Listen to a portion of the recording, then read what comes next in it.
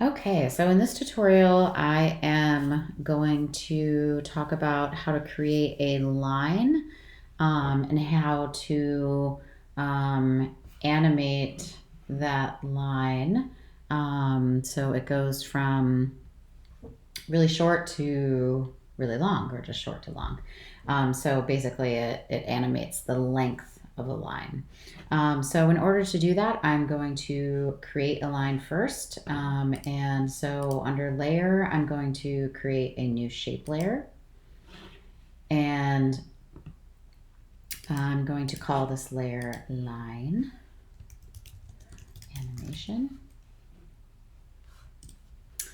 And while I'm active on that layer, I'm going to grab my pen tool and I'm going to make a point on my canvas. And then I'm going to hold down Shift, which will make sure that my line is straight and perpendicular to the frame of my composition. So there is a line. And when I have a line, I can control the fill and the stroke. And so I'm not going to have a fill on this one, so I'm going to click the fill text up here, and I'm going to turn off the fill. And I'm going to have a stroke, so I'm going to click the stroke text, and I'm going to choose solid for my stroke on this one. And I'm going to choose OK. I can choose a color up here. And I'm really into pink right now, so I will choose pink. And I can change the thickness of my line here as well, or the thickness of my stroke. And so when I created that line, you can see I, in my layer, my shape layer that I created, I now have a shape 1. And you can see that there is now a lot of options for that. There are blend modes, and so if I wanted to blend that shape with layers underneath it, I can do that. There's some options for my path to animate the path. There's more stroke options in here if I wanted to create a different type of cap. So you can see that I created the round cap, and that changed the end of my line. I can create a projecting cap, which should allow you to, I think, kind of taper it. But I don't see it doing that right now. But anyway, I'm going to maybe keep it as a round cap.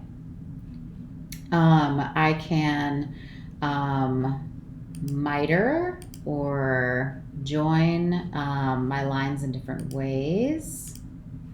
And so I don't really need to worry about that right now. I can add dashes to my line if I wanted to. And change the offset of those. And I can also animate that if I wanted to. But I'm just going to keep it as a simple line for now. Like I said, I can taper it if I want to. So I can make it kind of more pointy at one end or the other, and change the taper width and the start length and the end length and the width and things like that. And I can add a wave if I wanted to my line here. And of course, all these options are able to be animated. So anything that you see that stopwatch in front of is able to be keyframed and animated over time. So that's cool. It's good to know that you can do that. And so what I want to find, and it's not here yet, is a way to actually shorten and lengthen the line over time. And so in order to do that, I'm going to click this add button right here by my layer contents.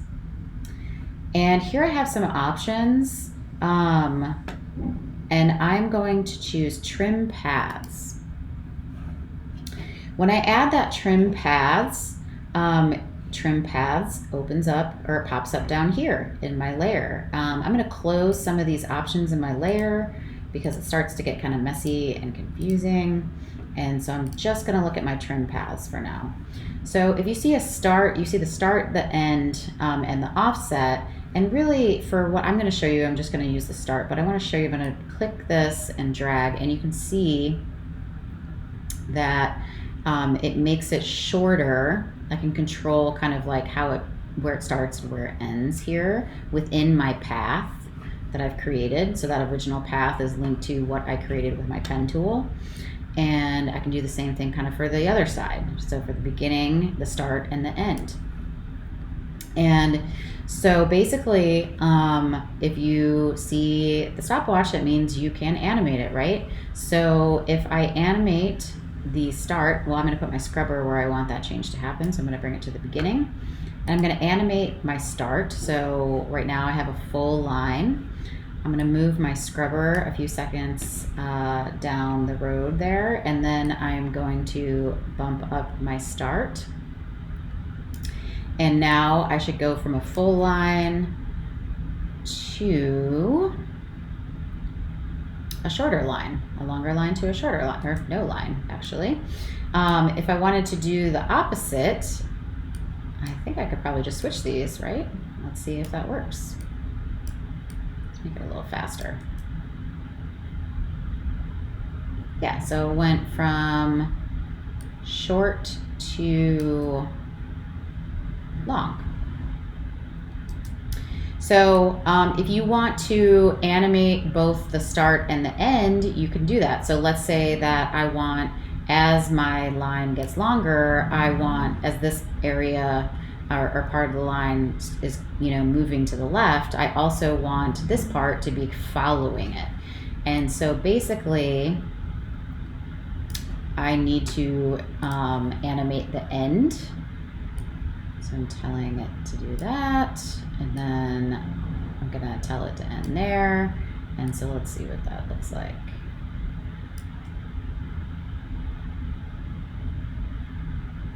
Okay, that took something kind of funny, but nonetheless, that is trim paths.